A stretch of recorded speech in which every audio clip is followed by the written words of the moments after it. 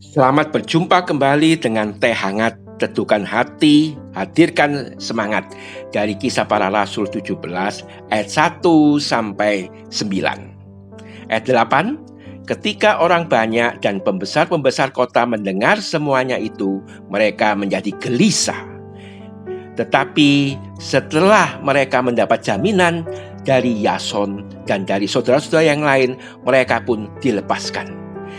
Pembacaan ayat 8 dan 9 tadi merupakan akhir dari kisah perjalanan misioneri Paulus dan Silas sampai di Tesalonika.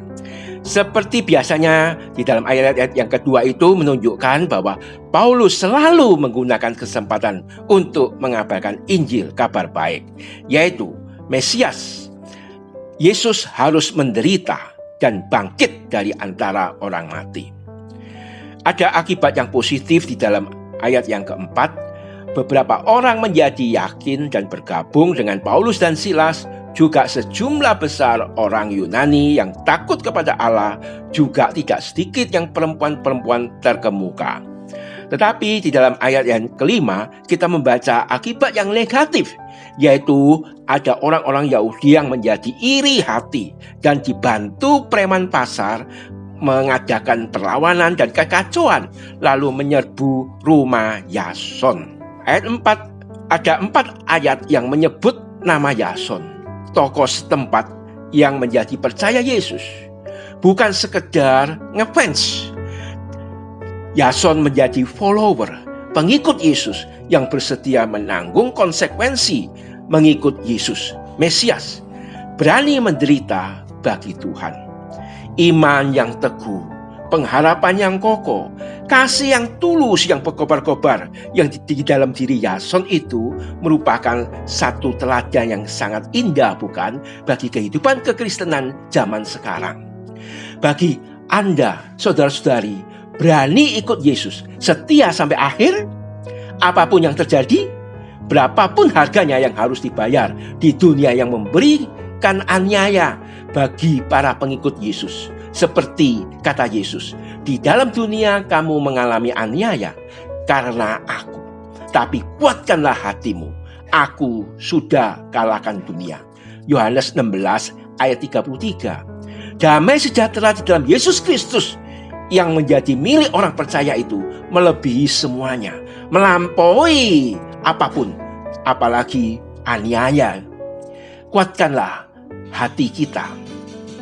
Iman yang kuat, kokoh, teguh tidak bisa diperoleh secara instan, hanya dengan merenungkan atau cuma membaca renungan harian. Iman yang kuat, kokoh, dan teguh seperti yang ditunjukkan oleh Yason itu hanya bisa diperoleh melalui pergumulan, melalui perjalanan iman bersama dengan Tuhan.